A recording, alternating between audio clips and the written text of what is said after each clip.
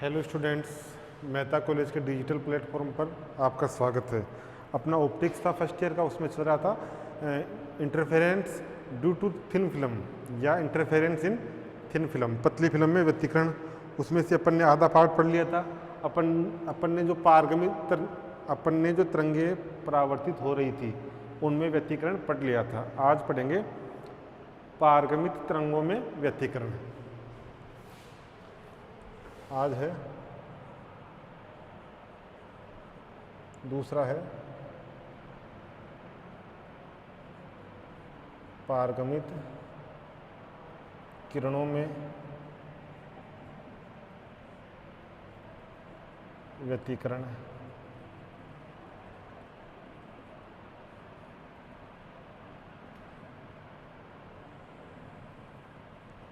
सबसे पहले डायग्राम बना लो। डायग्राम वो ही पहले वाला।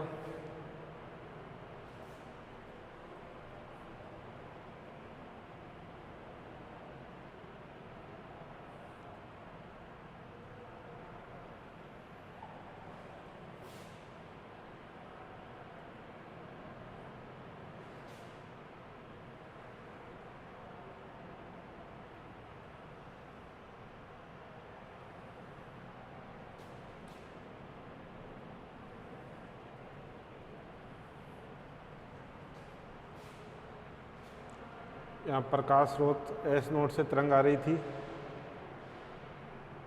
बिंदु P1 पर। ये था C1, P1 से आधा भाग चला गया था R1, C1 से आधा भाग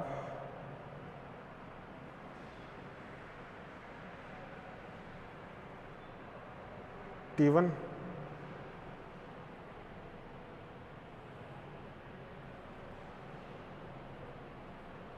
R2,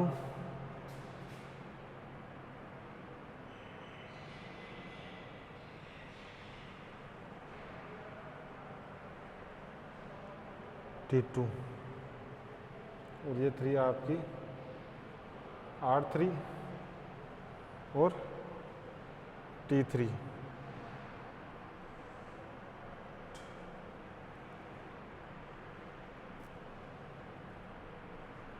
T2, T1, ये था बिंदु C2।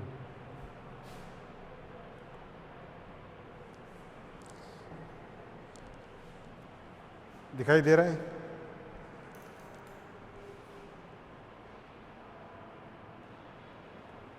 दिखाई दे रहा है।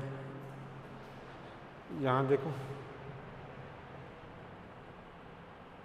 यहाँ कौन था आपका आई कोण, यहाँ था आर कोण।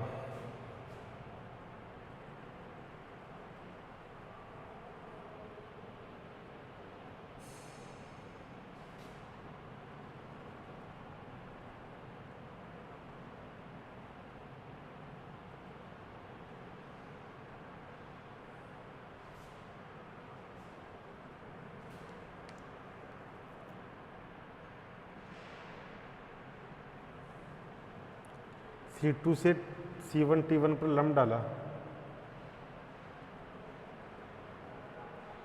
ये लंब डाल दिया। ये डायग्राम बनाओ।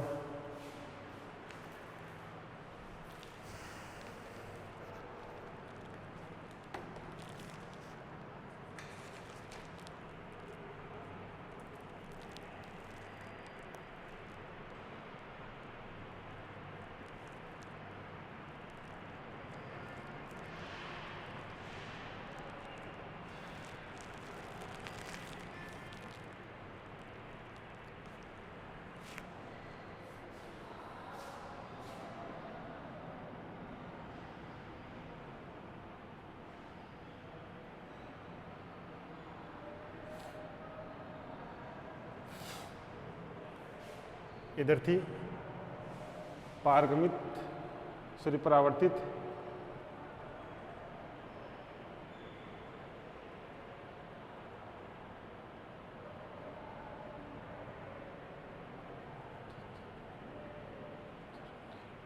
ये थी पारगमित तरंगे।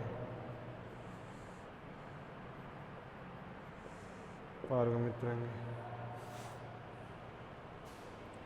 सबसे पहले लिखो पारगमित तरंगे C1 T1 C2 T2 में पथांतर ज्ञात करना है।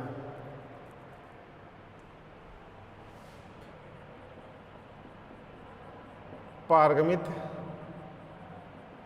प्रकाश तरंगों C1 T1 व C2 T2 में पथांतर ज्ञात करने के लिए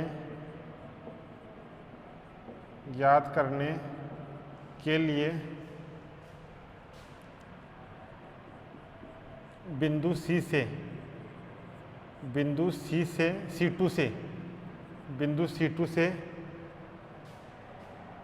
तरंग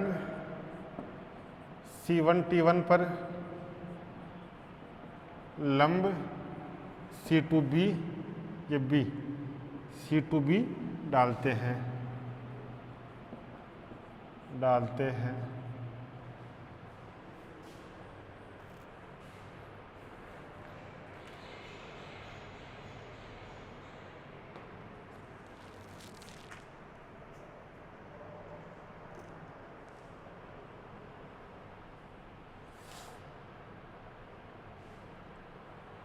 C1 T1 व C2 T2 में पथांतर क्या हो जाएगा? देखो यहां तक दोनों समान थी, S से आई P1 तक, P1 के बाद C1 तक, C1 के बाद एक तो सीधी निकल गई T1 T2, एक ने दूसरी C2 T2 कहाँ जाके आई, C1 से गई P2 पर, C1 से गई P2 पर, तो एक दूरी तो ये तय कर ली C1 P1, दूसरी P2 से C2 तक, P2 C2 तय की और फिर बाहर निकली। तो जो म्यू अपवर्तनांक वाले माध्यम में दूरी तय की है C1 P2 plus P2 C2, इसमें से C1 भी घटा देंगे तो पथांतर आ जाएगा, पथांतर हो जाएगा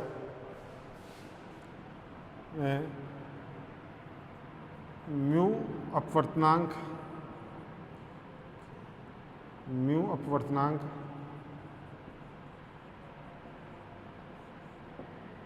वाले माध्यम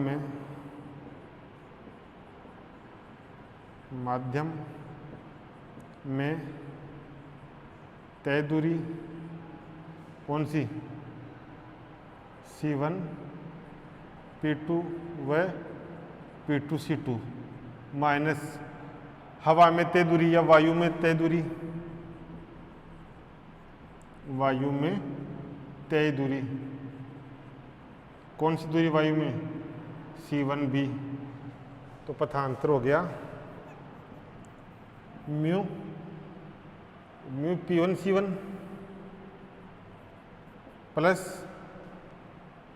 C1 P2, P1 C1 तो सेम है, C1 P2 plus P2 C2 minus C1B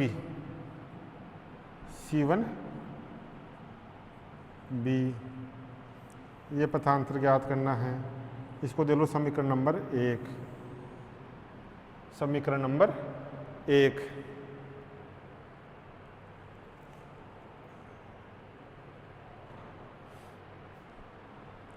अब देखो C1 P2 और P2 C2 निकालते हैं। तो सबसे पहले तो दोनों बराबर होंगी, ये कोण R है तो ये भी R होगा, ये R है तो ये भी आपका R होगा। Z की आकृति बन रही है, Z की आकृति देखो, जेड की आकृति बन रही है, एकांतर कोण ये 90 डिग्री है और ये है आपका, इसको एम ले लो एम। तो त्रिभुज C1 P2M से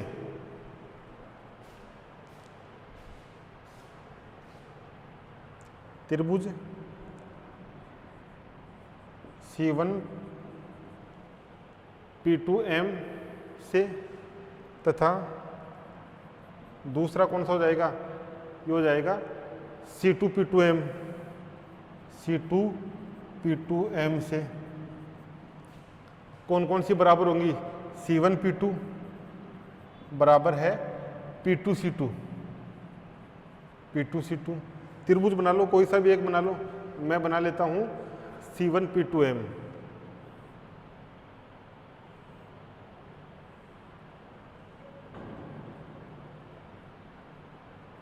ये आपका R, ये हो गया R। R बन रहा है P2 पे, 90 डिग्री का बन रहा है M पे, और ये है आपका C1। तो इसमें से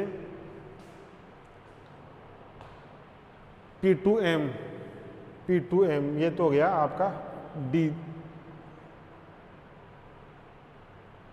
जो आपका D यानी आधार, ये तो हो गया आधार, ये हो गया लंब, ये हो गया कर्ण। मान चाहिए किसका अपन को, C1 P2 का, मतलब कर्ण और आधार में संबंध, कर्ण और आधार ये होता है कोस का।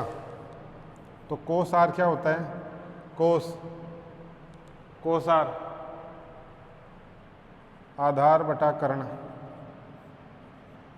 आधार कितना है D, कर्ण कितना है, कर्ण है आपका C1 P2। तो ये हो गया आपका C1 P2 बराबर P2 C2 बराबर D cos R, D cos R, equation 1, equation 2, D cos R। D या T माना था अपन ने शायद, ये दूरी T मानी थी, T ले लो इसको, T मोटाई मानी थी और म्यू अपवर्तनांक माना था।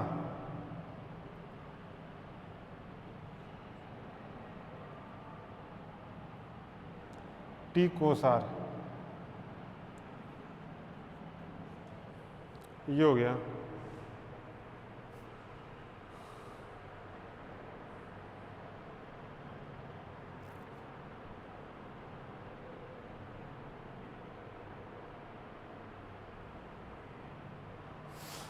अब देखो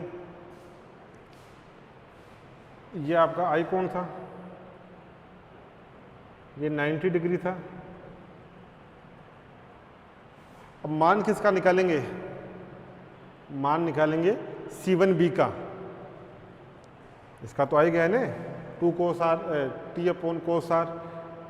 C1B का मान निकालेंगे, तो C1B का मान,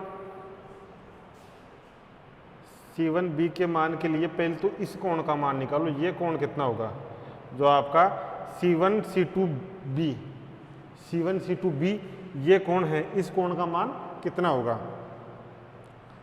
तो इसको नोट कर लो।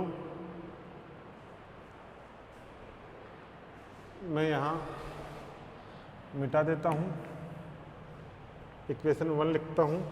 इक्वेशन 1 थी अपने पास mu C1 P2 plus P2 C2 minus C1B, equation 1। Equation 2 थी C1 P2 P2 C2 is equal to T upon cos R।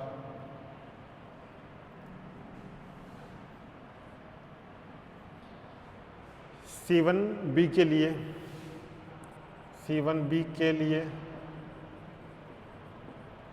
कैसे निकालेंगे? सबसे पहले तो आपका कोण देखो, ये कोण तो है आपका I, ये कोण तो है I, और ये कोण यानी कोण I और कोण MC1B, MC1B या C2C1B दोनों का मान 90 है। कोण I प्लस C2C1 कोण C2C1B इनका मान 90 है। और त्रिभुज बन रहा है आपका C1B1C2, इसमें से एक 90 है तो इन दोनों का योग 90। दूसरा हो गया आपका BC1C2, BC1C2 या C2C1B, C2C1B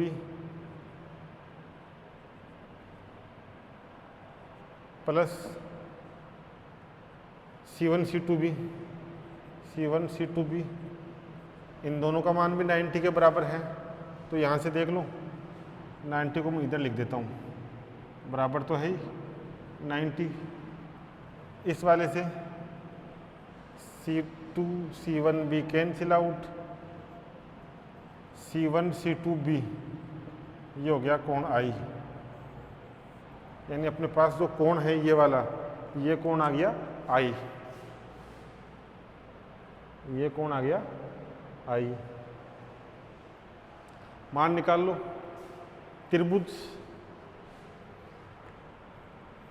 त्रिभुज C1C2B से, C1C2B से बना लो त्रिभुज एक बार।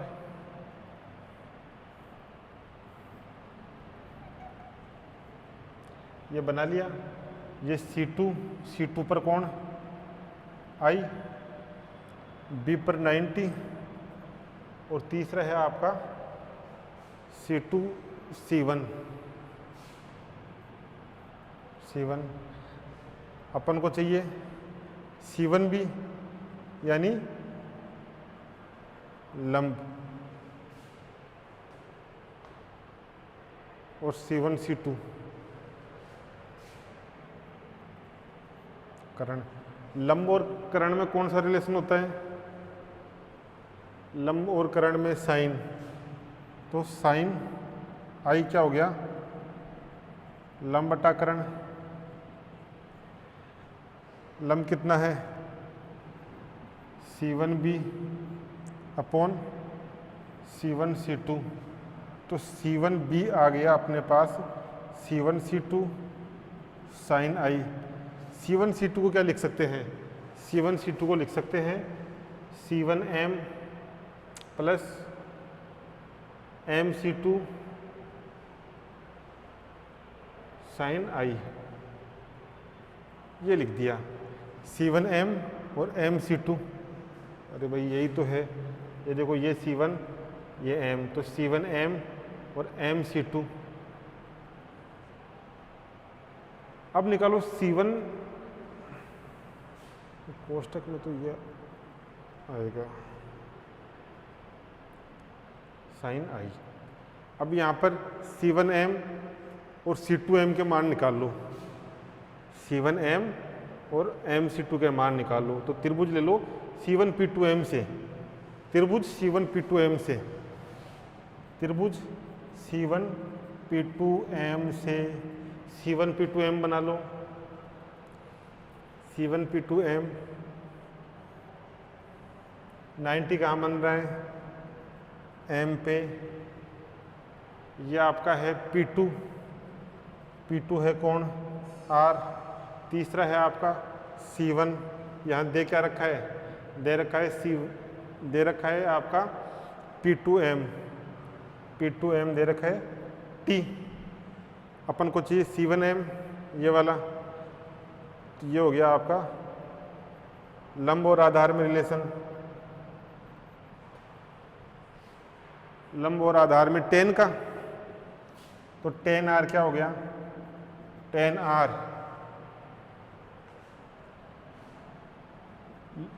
हो गया लंब बटा आधार। लंब कितना है C1m, आधार कितना है, आधार है आपका MP2 या C1n और MP2 है आपका T। तो यहाँ से C1m कितना आ गया, C1m जो किसके बराबर है, MC2, इसका मान आ गया T10R, T10R।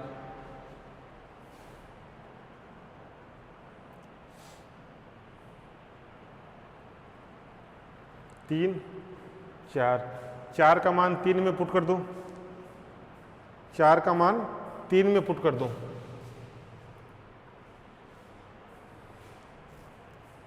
4 का मान 3 में रखने पर, 4 का मान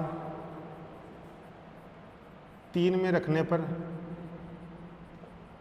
4 का मान 3 में रखेंगे तो कितना आ जाएगा,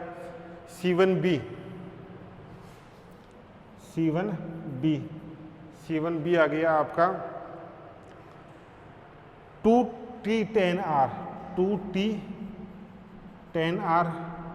2T10R साइन आई, ये आ गई इक्वेशन आपकी 5 से 6, 5 इक्वेशन 5। C1 का मान आ गया ये वाला 2T10R साइन आई, ये नोट करो।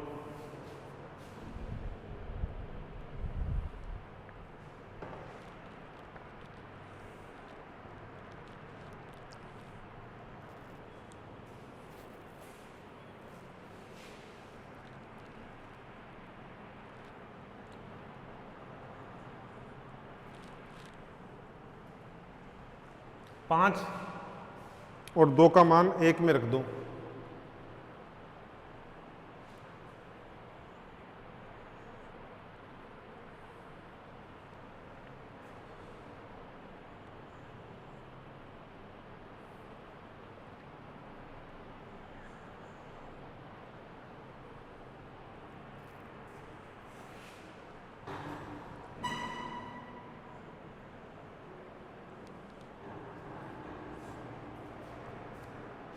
समीकरण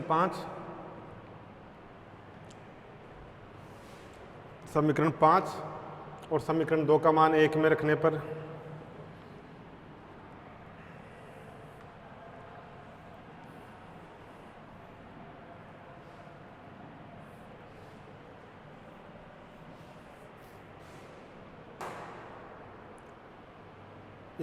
put the value of equation 2 and 5 in equation 1, put the value of equation 2 and equation 5 in equation 1। यानी समीकरण 2 और 5 से मान समीकरण 1 में रखने पर रखो तो म्यू ए का मान t है, C1p का मान t है, 2 बार है तो 2t cos r minus C1b का मान 2T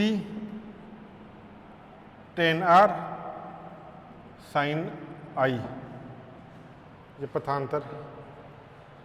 अब 2 म्यूटी कॉमन ले लो,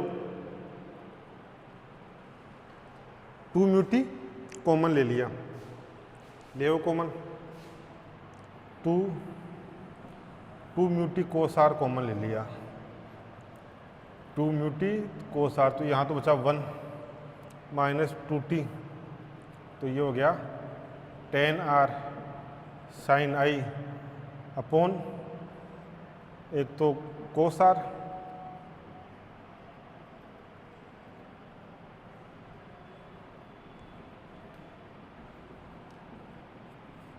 ये आ गया 10R sine i cos r. अब म्यू का मान, म्यू होता है आपका साइन आई साइन आर,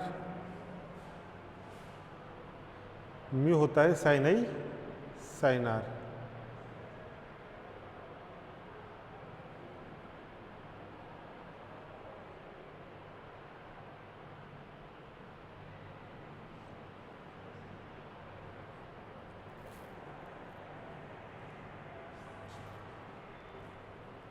करो तो ये हो जाएगा 2 mu T cos r, 1 minus ten को लिख सकते हैं sine r upon cos r sine i cos r upon mu का मान साइन आई साइन आर। ये मान कोस आर से cos R cancel out, sine I से साइन आई कैंसिल आउट, तो यहाँ बचेगा साइन आर ऊपर चला जाएगा, साइन आर ऊपर चला गया, तो ये हो गया 2 mu T cos r 1 minus sine square are.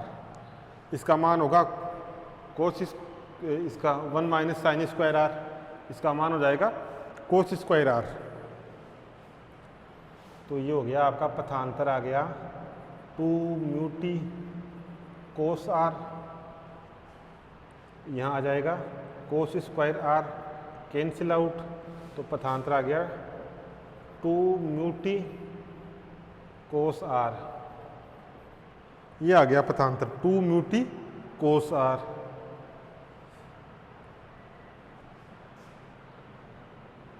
Same derivation है परावर्तित तरंगों में व्यतिकरण।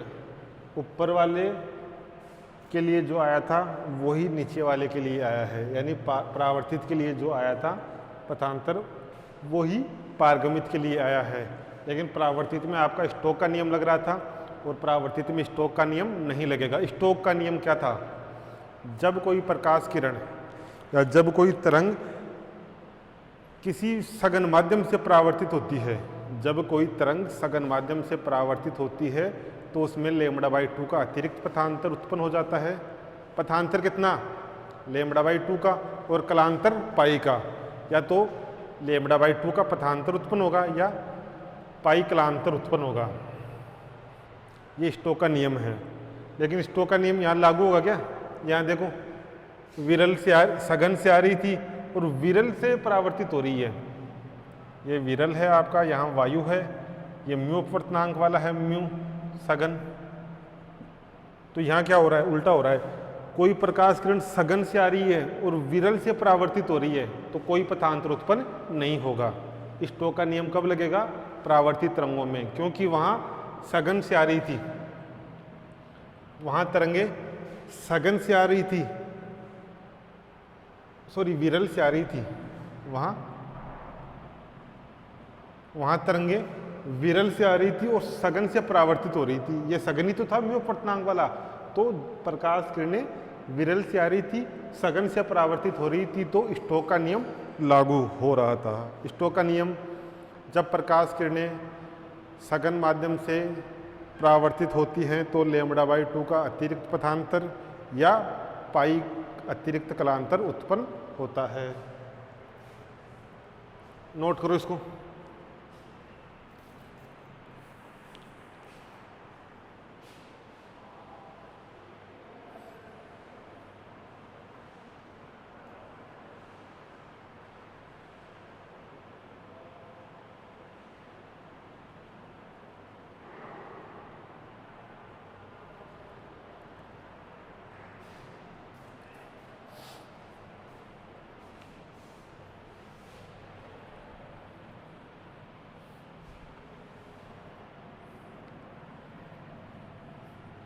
स्टोक का नियम लागू नहीं होगा, ये याद रखना।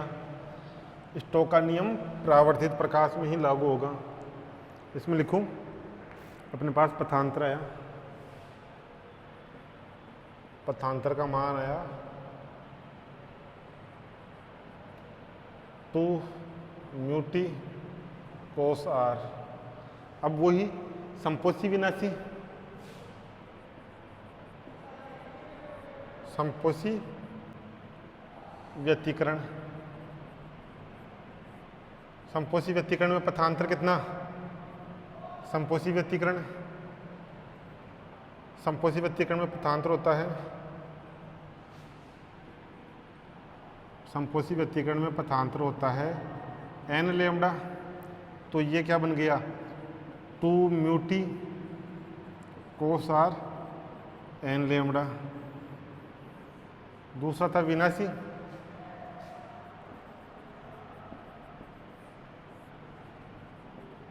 विनाशी व्यतिकरण, विनाशी व्यतिकरण में पथांतर, विनाशी व्यतिकरण में पथांतर था 2n+1 λ/2 या था अपना n+1/2 लेमड़ा। तो ये क्या बन गया 2 mu T cos r is equal to n+1/2 lambda, ये वाला।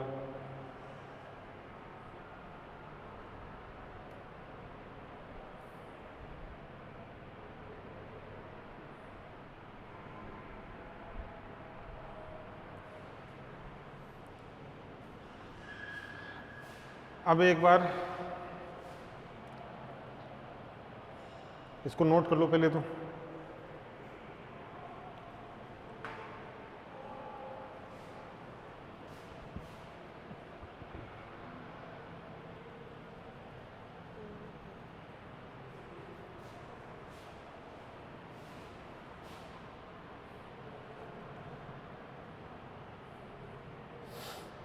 हो गया नोट?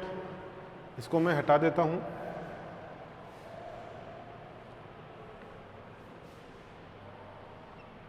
ये नीचे वाला तो है परावर्तित, सॉरी पारगमित, पारगमित किरणों में व्यतिकरण, पारगमित किरणों में व्यतिकरण। इसमें पथांतर कितना आया? पथांतर आया अपने पास 2 म्यू टी कोस आर, ये तो आया पथांतर। संपोषी व्यतिकरण के लिए, संपोषी व्यतिकरण, संपोषी व्यतिकरण के लिए आया अपने पास 2 mu T cos r is equal to n lambda. दूसरा विनाशी व्यतिकरण, विनाशी व्यतिकरण, विनाशी व्यतिकरण में कितना आया 2 mu T cos r n+1/2 lambda, ये विनाशी के लिए आ गया। ये तो आ गया इसमें पारगमित में। और दूसरा परावर्तित में कितना आया था? परावर्तित किरणों में व्यतिकरण पढ़ा था अपन ने,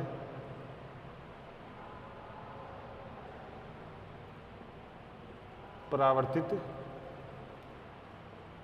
किरणों में व्यतिकरण, जो अपन ने परावर्तित किरणों में व्यतिकरण पढ़ा था, उसमें पथांतर कितना आया था? उसमें पथांतर आया था, उसमें पथांतर था आपका 2 mu T cos R minus λ/2। पथांतर था 2 mu T cos R minus λ/2। संपोषी व्यतिकरण, संपोषी व्यतिकरण, संपोषी व्यतिकरण के लिए था उसमें 2, संपोषी व्यतिकरण के लिए था 2 mu T cos r is equal to n+1/2 lambda. ये संपोषी व्यतिकरण के लिए था 2 mu T cos r n+1/2 lambda. विनाशी व्यतिकरण के लिए क्या था? विनाशी व्यतिकरण के लिए था 2 mu T cos are n lambda, 2 mu T cos are n lambda.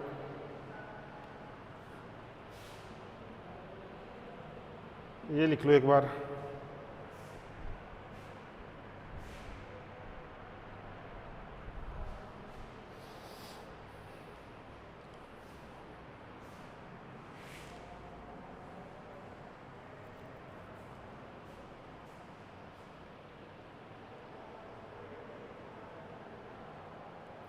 अब देखो क्वेश्चन आता है, सिद्ध करो कि पतली फिल्म व्यतिकरण में, सिद्ध करो कि पतली फिल्म व्यतिकरण में परावर्तित किरणों में तथा पारगमित किरणों में व्यतिकरण एक दूसरे के पूरक होता है। व्यतिकरण एक दूसरे के पूरक होता है। सिद्ध करो कि परावर्तित किरणों में, या सिद्ध करो कि पतली फिल्म व्यतिकरण में परावर्तित किरणों में व्यतिकरण तथा पारगमित किरणों में व्यतिकरण एक दूसरे के पूरक होता है। पूरक, तो इसी में लिख लो एक पॉइंट, पूरक व्यतिकरण।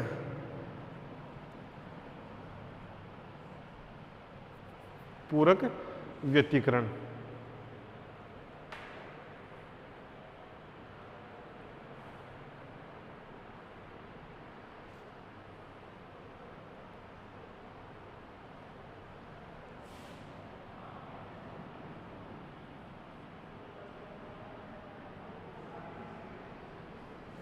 इसमें लिखो,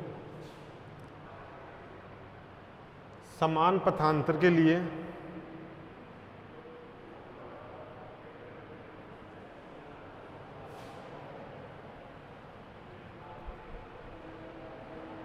समान पथांतर के लिए परावर्तित किरणों में संपोषी व्यतिकरण होता है। परावर्तित किरणों में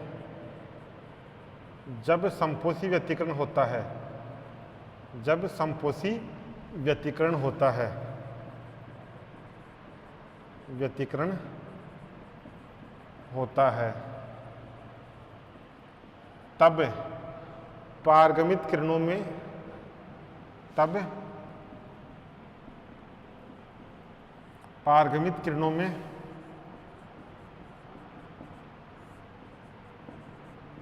विनाशी व्यतिकरण होता है। विनाशी व्यतिकरण होता है तथा जब परावर्तित किरणों में, तथा जब परावर्तित किरणों में, जब परावर्तित किरणों में विनाशी व्यतिकरण होता है, विनाशी व्यतिकरण होता है,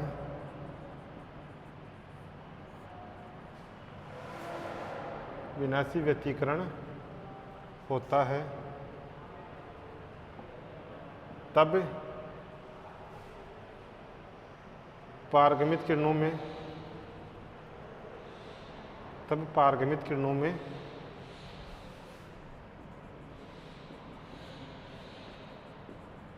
संपोषी व्यतिकरण होता है, संपोषी व्यतिकरण होता है। समान पथांतर के लिए जब परावर्तित किरणों में संपोषी व्यतिकरण होता है, यहाँ संपोषी होता है, तो पारगमित किरणों में विनाशी व्यतिकरण होता है। जब तथा जब परावर्तित किरणों में विनाशी व्यतिकरण होता है तो पारगमित में संपोषी होता है। क्यों? देखो यहाँ पर कितना रहे संपोषी के लिए n+1/2 लेमडा, यहाँ संपोषी के लिए n लेमडा, यहाँ n+1/2 लेमडा और यहाँ n लेमडा। मतलब यहाँ संपोषी है तो यहाँ विनाशी, या यहाँ देखो संपोषी, संपोषी के लिए ही तो आता है पथांतर, संपोषी के लिए n लेमडा और विनाशी के लिए n+1/2 लेमडा। तो यहाँ संपोषी है तो यहाँ विनाशी है, यहाँ विनाशी है तो यहाँ संपोषी है।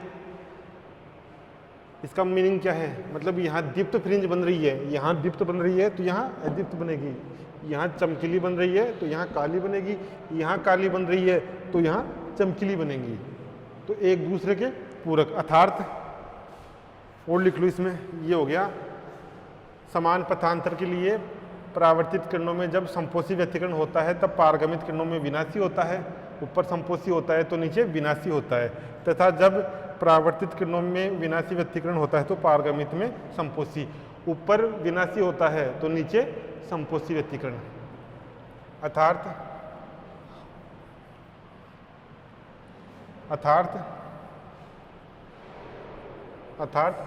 परावर्तित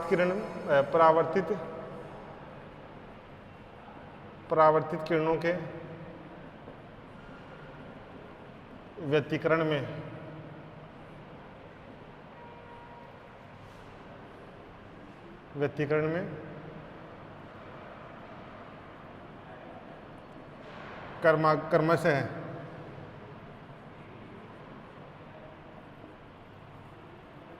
क्रमशः छोड़ो, आप तो अलग अलग ही लिख लो।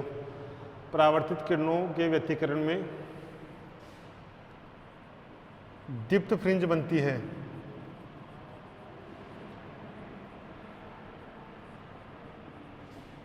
तो पारगमित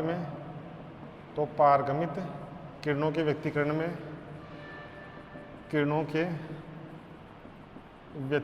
में अदीप्त फ्रिंज बनेगी।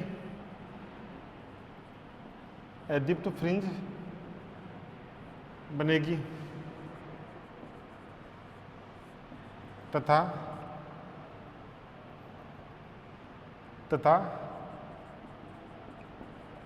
परावर्तित किरणों के व्यतिकरण में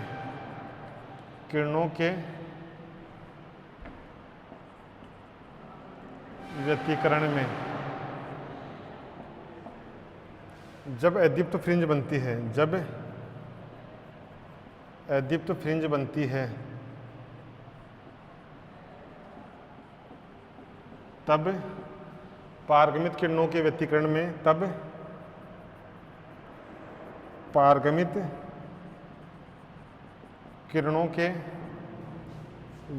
में दीप्त फ्रिंज बनेगी। दीप्त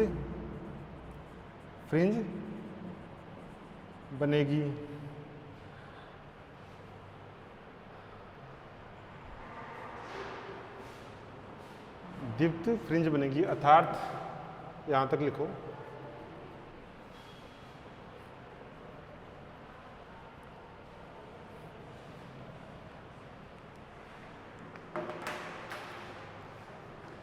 अर्थात परावर्तित तरंगों में व्यतिकरण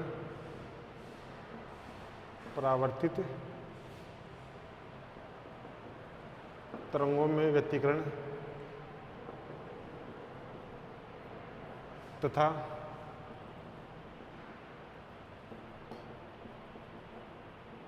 पारगमित तरंगों में व्यतिकरण एक दूसरे के पूरक होता है, पूरक व्यतिकरण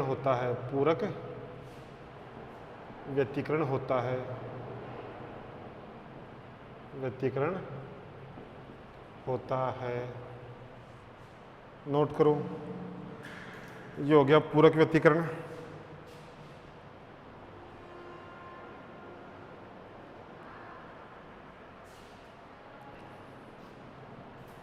दूसरा लिखो इसमें हेंडिजर फ्रिंजे। दूसरा है हेंडिजर फ्रिंजे।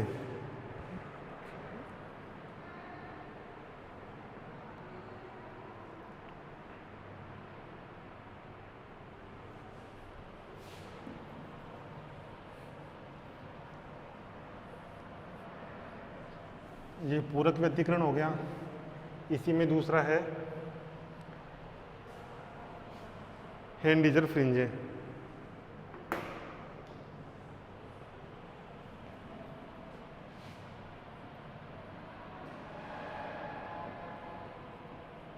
हेंडिजर फ्रिंजे।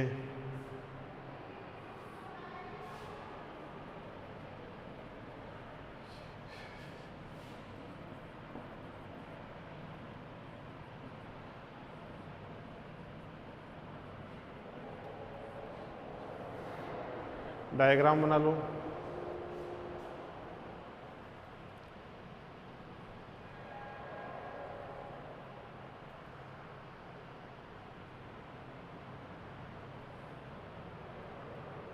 इनको सम आनत फ्रिंज भी बोलते हैं, सम आनत फ्रिंज, सम आनत एक प्लेन पे।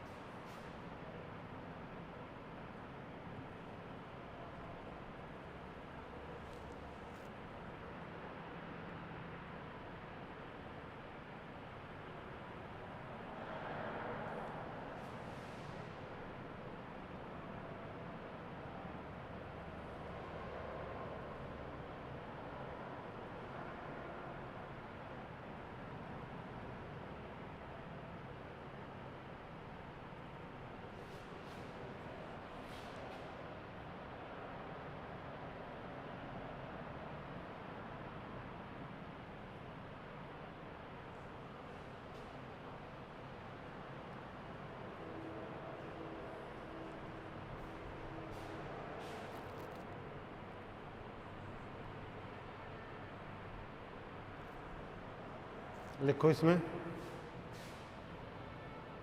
जब एक वर्णीय प्रकाश स्रोत एस से, जब एक वर्णीय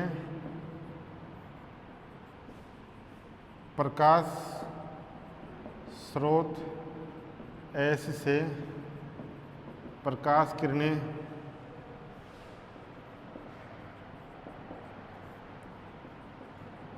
समान मोटाई की एक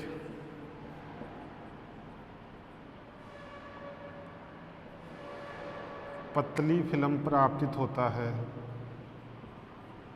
पतली फिल्म पर आपतित होता है, आपतित होता है, तो समान आपतन कोण वाले बिंदुओं का बिंदुपत, तो समान आपतन कोण आई, समान आपतन कोण आई वाले बिंदुओं का बिंदुपत, वाले बिंदुओं का बिंदुपत एक वृत्त होता है। यहां तक देखो, जैसे ये कांच की प्लेट है जो दिखाई दे रही है, ये कांच की प्लेट है। यहाँ पर आपका कोई सोर्स है, इस सोर्स से प्रकाश की किरणें आपतित होंगी, इसी प्रकाश सोर्स से इस मोबाइल, इस स्क्रीन पे या इस प्लेट पे प्रकाश किरणें आपतित होंगी। तो आपतित होंगी तो इसमें से बिंदु ऐसे होंगे, कुछ बिंदु ऐसे होंगे जिनका आपतन कोण समान होगा।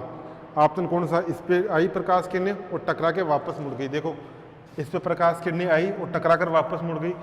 तो इस फिल्म पर कुछ बिंदु ऐसे होंगे जिनके आपतन कोण समान होंगे। जैसे एक यहाँ पर आ रही है, एक यहाँ पर आ रही है, एक यहाँ पर आ रही है, दिखाई दे रहा है। कुछ बिंदु ऐसे होंगे जिनके आपतन कोण बराबर हों, आपतन कोण बराबर हों, और इन बिंदुओं का बिंदुपत, इन बिंदुओं का बिंदुपत एक गोला होगा, सॉरी वर्त होगा। इन बिंदुओं का बिंदुपत एक वर्त होगा, इन बिंदुओं का बिंदुपत एक वर्त होगा। यहाँ तक नोट करो और ये डायग्राम बनाओ।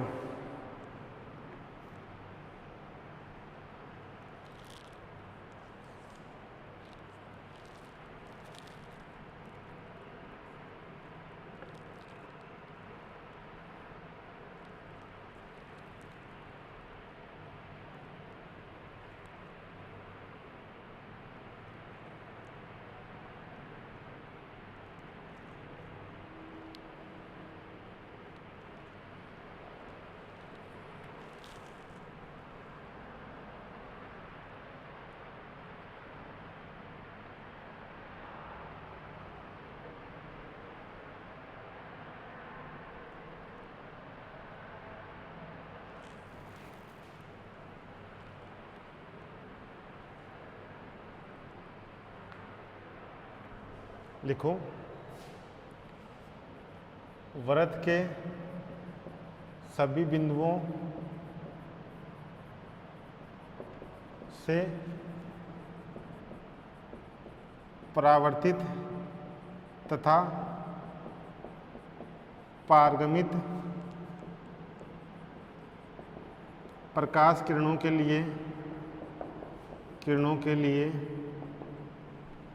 लिए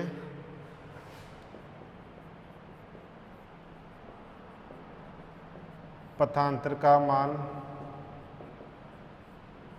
समान होगा। पथांतर का मान समान होगा।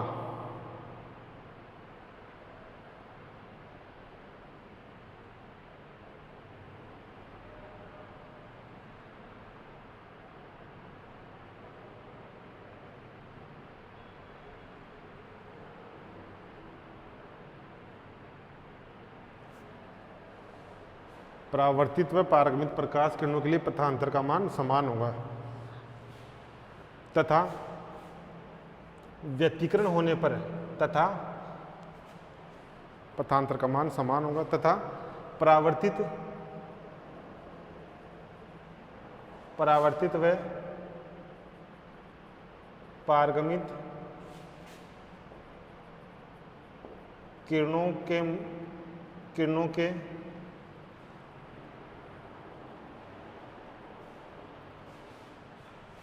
मध्य व्यतिकरण होने पर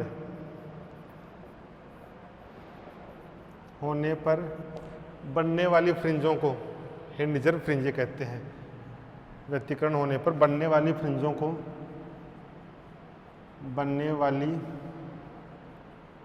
को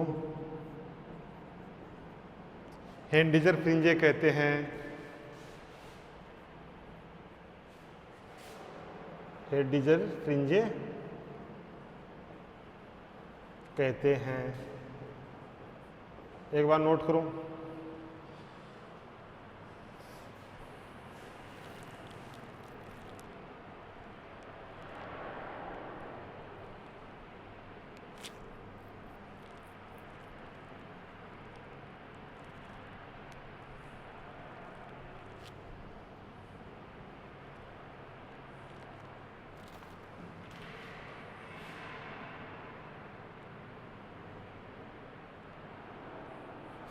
देखो क्या किया अपन ने।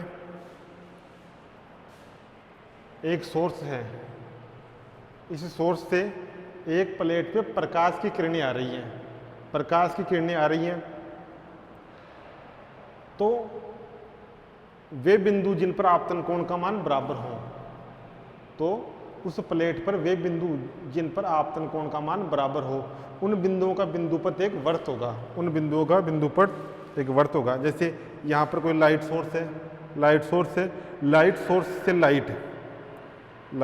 से लाइट इस पतली फिल्म पर आ रही है। जैसे एक यहाँ पर आई, इस बिंदु पे टकरा के इधर मुड़ गई, दूसरी इस बिंदु पे आई, टकरा कर इधर मुड़ गई, यानी समान आपतन कोण पर आ रही है,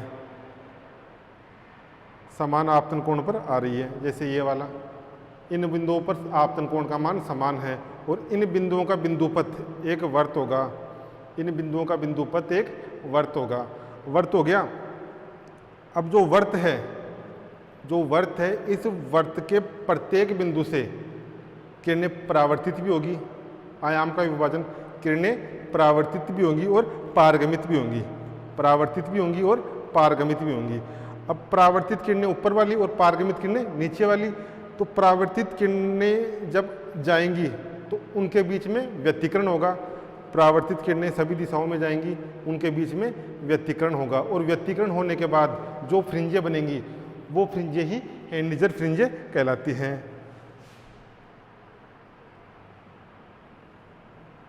नोट करो।